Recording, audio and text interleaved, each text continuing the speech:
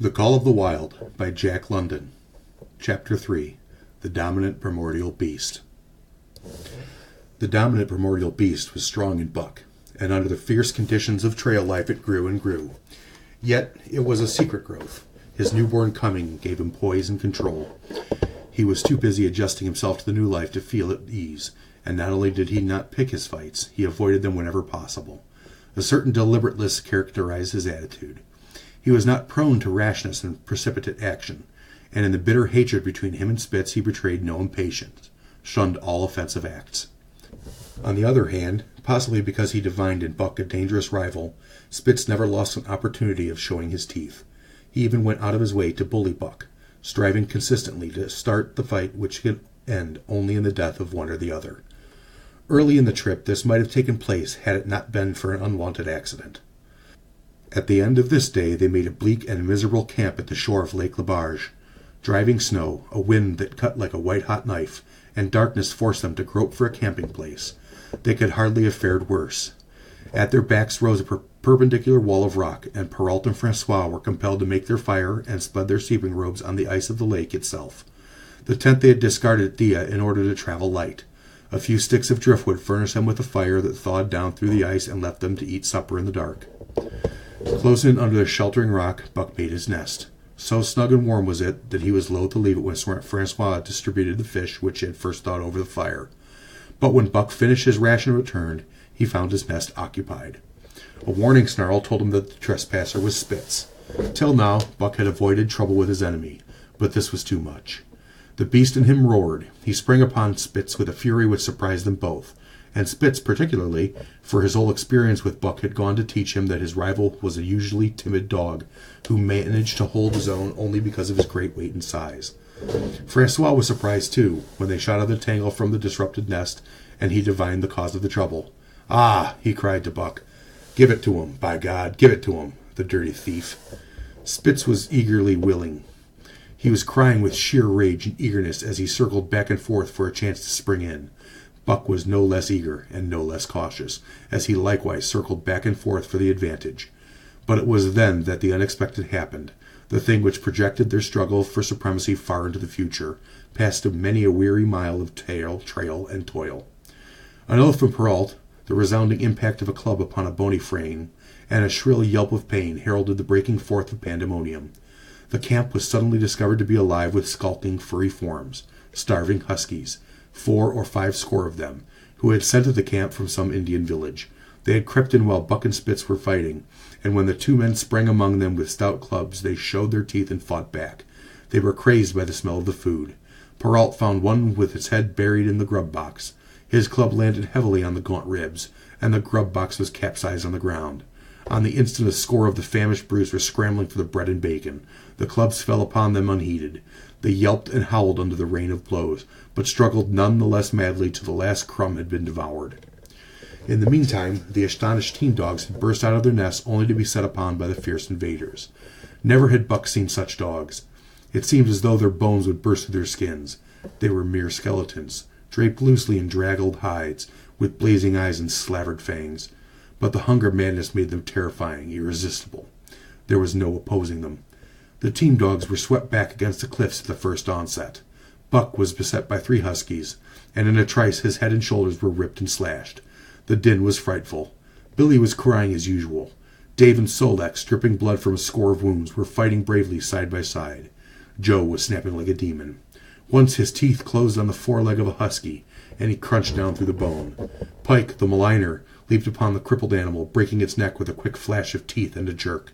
Buck got a frothing adversary by the throat, and was sprayed with blood when his teeth sank through the jugular. The warm taste of it in his mouth goaded him to a greater fierceness. He flung himself upon another, and at the same time felt teeth sink into his own throat. It was Spitz, treacherously attacking from the side. Perrault and Francois, having cleaned out their part of the camp, hurried to slay their sled dogs. A wild wave of famished beasts rolled back before them, and Buck shook himself free, but it was only for a moment. The 2 men were compelled to run back to save the grub, upon which the huskies returned to the attack on the team. Billy, terrified into bravery, sprang through the savage circle and fled away over the ice. Pike and Dub followed on his heels, while the rest of the team behind. As Buck drew himself together to spring after them, out of the tail of his eye he saw Spitz rush upon him with evident intention of overthrowing him. Once off his feet and under that mass of huskies, there was no hope for him. But he braced himself to the shock of Spitz's charge. Then he joined the flight out on the lake. Later, the 9 team dogs gathered together and sought shelter in the forest. Though unpursued, they were a sorry sight. There was not one who was not wounded in 4 or 5 places, while some were wounded grievously. Dub was badly injured in a hind leg. Dolly, the last husky added to the team at Dia, had a badly torn throat. Joe had lost an eye, while Billy, the good-natured, with an ear chewed and rent to ribbons, cried and whimpered throughout the night. At daybreak they limped wearily back to camp to find the marauders gone and the 2 men in bad tempers. Fully half their grub supply was gone. The huskies had chewed through their sled lashings and canvas coverings. In fact, nothing, no matter how remotely eatable, had escaped them. They had eaten a pair of Perrault's moose-hide moccasins, chunk out of the leather traces, and even 2 feet of lash from the end of Francois's whip. He broke from a mournful contemplation of it to look over his wounded dogs. "Ah, my friends," he said softly, "maybe it make you mad dog, those many bites. Maybe all mad dog, sucker them. What do you think, eh, Perrault?" The courier shook his head dubiously. With 400 miles of trail still between him and Dawson, he could ill afford to have madness break out among his dogs. 2 hours of cursing and exertion got the harnesses into shape, and the wound-stiffened team was under way, struggling painfully over the hardest part of the trail they had yet encountered, and for that matter, the hardest between them and Dawson. The 30-mile river was wide open. Its wild water defied the frost, and it was in the eddies only and the quiet places that the ice held it all. 6 days of exhausting toil were required to cover those 30 miserable miles, and miserable they were, for every foot of them was accomplished at the risk of life to dog and man. A dozen times Perrault, nosing the way, broke through the ice bridges, being saved by the long pole he carried, which he held so it fell each time across the hole made by his body. But a cold snap was on, the thermometer registering 50 below zero, and each time he broke through he was compelled for his very life to build a fire and dry his garments. Nothing daunted him.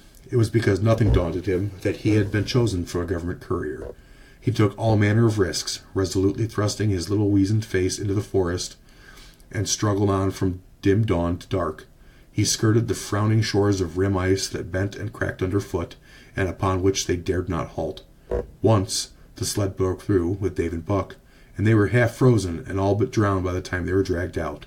The usual fire was necessary to save them.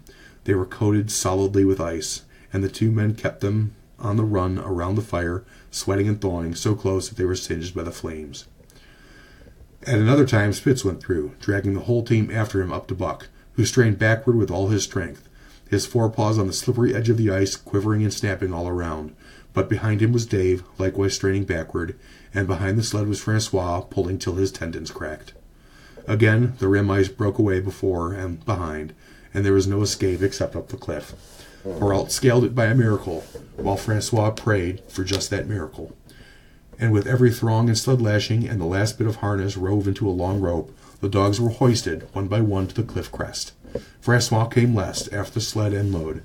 Then came the search for a place to descend, which descent was ultimately made by the aid of the rope, and a night found them back on the river with a quarter of a mile to the day's credit. By the time they had made Hootalinka and good ice, Buck was played out. The rest of the dogs were in like condition, but Perrault, to make up lost time, pushed them late and early. The first day they covered 35 miles to the Big Salmon. The next day, 35 more to the Little Salmon. The third day, 40 miles, which brought them well up to the Five Fingers. Buck's feet were not so compact and hard as the feet of the huskies. His had softened during the many generations since the day his last wild ancestor was tamed by a cave dweller or riverman. All day long he limped in agony, and camp once made, lay down like a dead dog. Hungry as he was, he would not move to receive his ration of fish, while Francois had to bring him fish.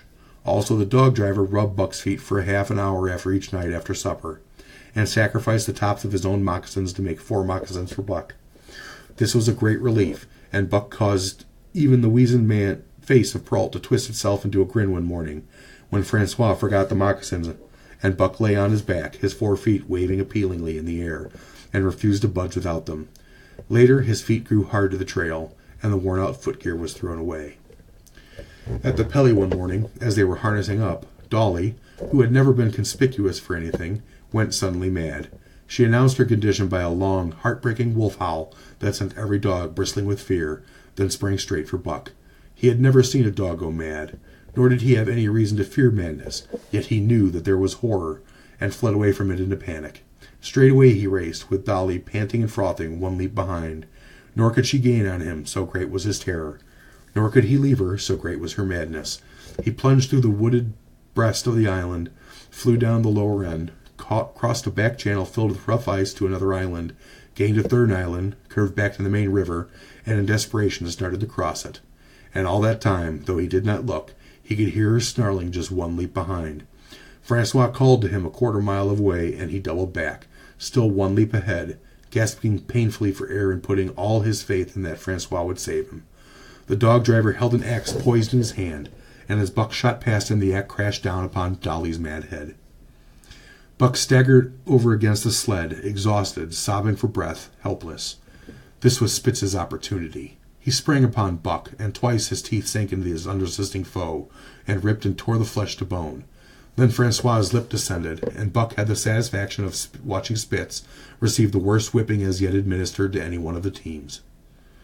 "One devil, dat Spitz. Some day him kill that Buck." "That Buck's two devils," was Francois's rejoinder. "All the time I watch the Buck, I know for sure. Listen, some fine day him get mad like hell, and him chew dat Spitz all up and spit him out in the snow. Sure, I know." From then on it was war between them. Spitz, as lead dog, and acknowledged master of the team, felt his supremacy threatened by this strange Southland dog. And strange Buck was to him, for of the many Southland dogs he had known, not one had shown up worthily in the camp and on the trail. They were all too soft, dying under the toil, the frost, and starvation. Buck was the exception. He alone endured and prospered, matching the husky in strength, savagery, and cunning. Then he was a masterful dog, and what made him dangerous was the fact that the club of the man in the red sweater had knocked all blind pluck and rashness out of his desire for mastery. He was preeminently cunning, and could bide his time with a patience that was nothing less than primitive. It was inevitable that the clash for leadership should come. Buck wanted it. He wanted it because it was his nature, because he had been gripped tight by that nameless, incomprehensible pride of the trail and trace, that pride which holds dogs in the toil to their last gasp, which lures them to die joyfully in the harness, and breaks their hearts if they are cut out of the harness. This was the pride of Dave as wheel dog, of Sol-leks as he pulled with all his strength, the pride that laid hold of them at the break of camp, transforming them from sour and sullen brutes into straining, eager, ambitious creatures, the pride that spurred them on all day and dropped them at pitch of camp at night, letting them fall back into gloomy unrest and uncontent. This was the pride that bore up Spitz and made him thrash the sled dogs who blundered and shrieked in the traces, or hid away at harness time in the morning. Likewise, it was this pride that made him fear Buck as a possible lead dog. And this was Buck's pride, too. He openly threatened the other's leadership. He came between him and the shirks that he should have punished, and he did it deliberately. One night there was a heavy snowfall, and in the morning Pike, the maligner, did not appear. He was securely hidden in his nest under a foot of snow. Francois called him and sought him in vain. Spitz was wild with wrath. He raged through the camp, smelling and digging in every likely place, snarling so frightfully that Pike heard and shivered in his hiding place. But when he at last unearthed and Spitz flew at him to punishment, Buck flew with equal rage in between. So unexpected was it, and so shrewdly managed, that Spitz was hurled backward and off his feet. Pike, who had been trembling abjectly, took heart of this open mutiny, and sprang upon his overthrown leader. Buck, to whom fair play was a forgotten code, likewise sprang upon the Spitz. But Francois, chuckling at the incident while unswerving in the administration of justice, brought his lash down upon Buck with all his might. This failed to drive Buck from his prostrate rival, and the butt of the whip was brought into play. Half stunned by the blow, Buck was knocked backward, and the lash laid upon him again and again, while Spitz soundly punished the many times offending Pike. In the days that followed, as Dawson grew closer and closer, Buck still continued to interfere between Spitz and the culprits, but he did it craftily when Francois was not around. With the covert mutiny of Buck, a general insubordination sprang up and increased. Dave and Sol-leks were unaffected. but the rest of the team went from bad to worse. Things no longer went right. There was continual bickering and jangling. Trouble was always afoot, and the bottom of it was Buck. He kept Francois busy, for the dog driver was in constant apprehension of the life and death struggle between the two, which he knew must take place sooner or later. And on more than one night the sounds of quarreling and strife among the other dogs turned him out of his sleeping robe, fearful that Buck and Spitz were at it. But the opportunity did not present itself, and they pulled into Dawson one dreary afternoon with a great fight still to come. Here were many men and countless dogs, and Buck found them all at work. It seemed the ordained order of things that dogs should work. All day they swung up and down the main street in long teams, and in the night their jingling bells still went by. They hauled cabin logs and firewood, freighted up to the mines, and did all manner of work that horses did in the Santa Clara Valley. Here and there Buck met Southland dogs, but in the main they were wild wolf husky breed.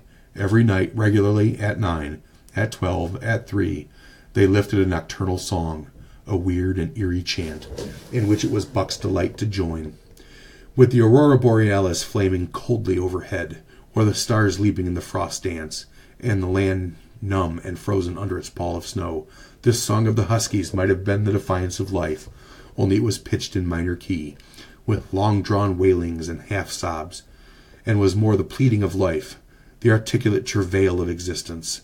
It was an old song, old as the breed itself, one of the first songs of the younger world in a day when songs were sad. It was invested with the woe of unnumbered generations, this plaint by which Buck was so strangely stirred.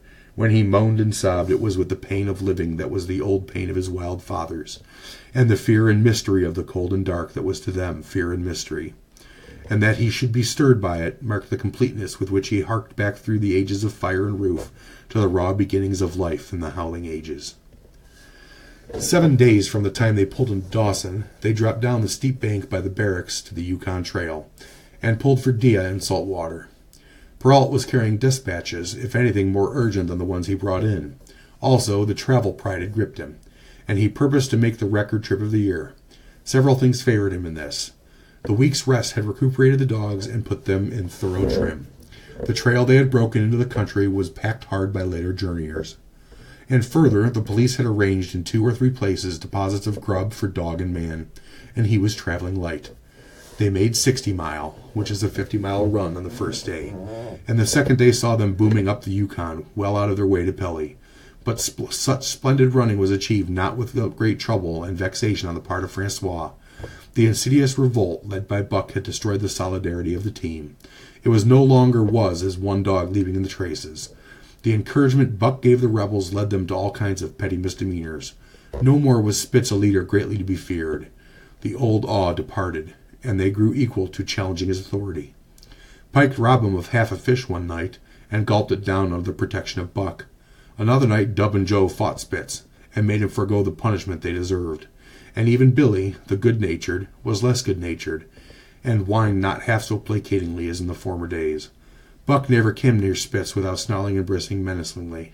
In fact, his conduct approached that of a bully, and he was given to swaggering up and down before Spitz's very nose. The breakdown of discipline likewise affected the dogs in their relations with another. They quarreled and bickered more than ever among themselves, till at times the camp was a howling bedlam. Dave and Sol-leks alone were unaltered, though they were made irritable by the unending squabbling. Francois swore strange, barbarous oaths, and stamped the snow in futile rage, and tore his hair. His lash was always singing among the dogs, but it was of small avail. Directly his back was turned that they were at it again. He backed up Spitz with his whip, while Buck backed up the remainder of the team. Francois knew he was behind all the trouble, and Buck knew he knew. But Buck was too clever ever again to be caught red-handed. He worked faithfully in the harnesses, for the toil had become a delight to him. Yet it was a greater delight slyly to precipitate a fight among his mates and tangle the traces. At the mouth of the Tahkeena, one night after supper, Dub turned up a snowshoe rabbit, blundered it, and missed. In a second the whole team was in full cry. 100 yards away was a camp of the Northwest Police, with 50 dogs, huskies and all, who joined the chase. The rabbit sped down the river, turned off into a small creek, up the frozen bed of which it held steadily. It lightly ran on the surface of the snow, while the dogs plowed through by main strength. Buck led the pack, 60 strong, around bend after bend, but he could not gain. He lay down low to the race, whining eagerly, his splendid body flashing forward, leap by leap, in the wan white moonlight, and leap by leap, like some pale frost wraith, the snowshoe rabbit flashed on ahead. All that stirring of old instincts which at stated periods drives men out from the sounding cities to the forest and plain to kill things by chemically propelled leaden pellets, the bloodlust, the joy to kill, all this was Buck's, only it was infinitely more intimate.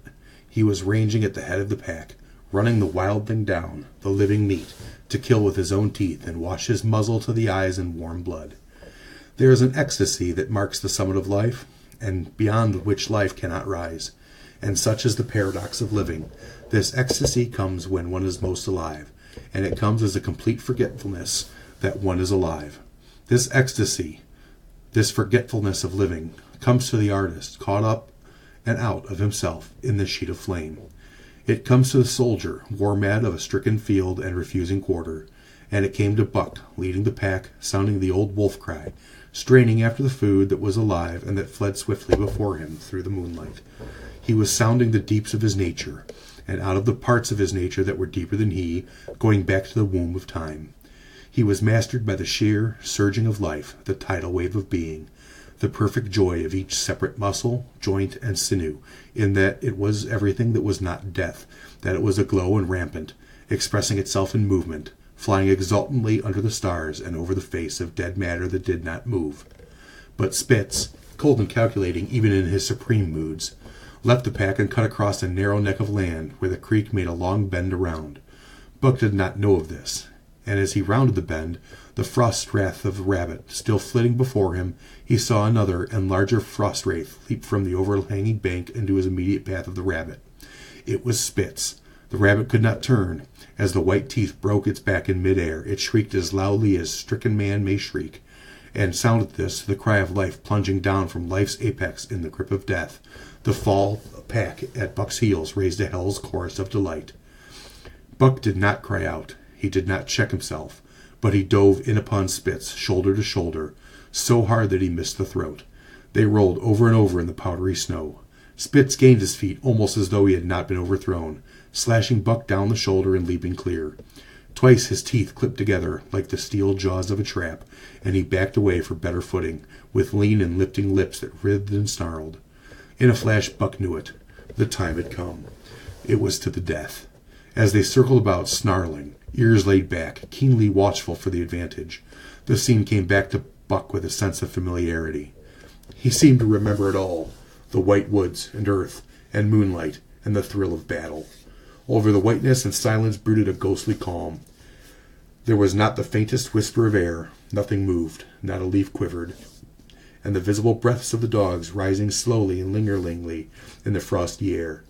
They had made short work of the snowshoe rabbit, these dogs that were ill-tamed wolves, and they were now drawn up in an expectant circle. They, too, were silent, their eyes only gleaming and their breaths drifting slowly upward. To Buck it was nothing new or strange, this scene of old time. It was as though it had always been, the wonted way of things. Spitz was a practiced fighter. From Spitzbergen through the Arctic, and across Canada and the Barrens, he had held his own with all manner of dogs, and achieved to mastery over them. Bitter rage was his, but never blind rage. In passion to rend and destroy, he never forgot that his enemy was in like passion to rend and destroy.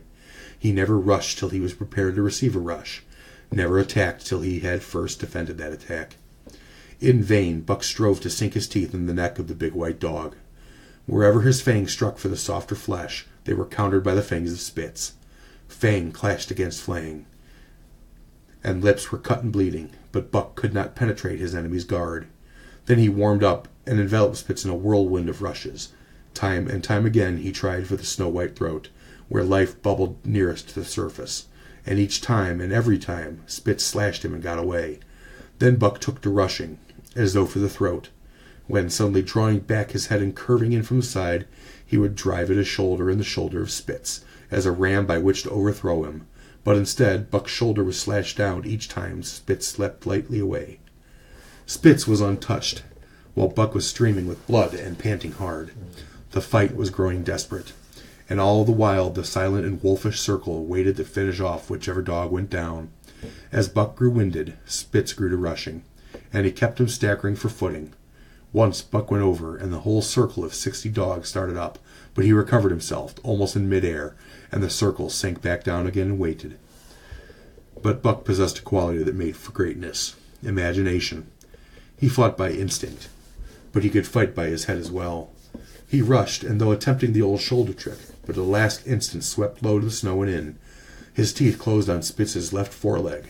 There was a crunch of breaking bone, and the white dog faced him on 3 legs. Thrice he tried to knock him over, then repeated the trick and broke the right foreleg. Despite the pain and helplessness, Spitz struggled madly to keep up. He saw the silent circle, with gleaming eyes, lolling tongues, and silvery breaths drifting upward, closing in upon him as he had seen similar circles close in upon beaten antagonists in the past. Only this time he was the one who was beaten. There was no hope for him. Buck was inexorable. Mercy was a thing reserved for gentle climbs. He maneuvered for the final rush. The circle had tightened till he could feel the breaths of the huskies on his flanks.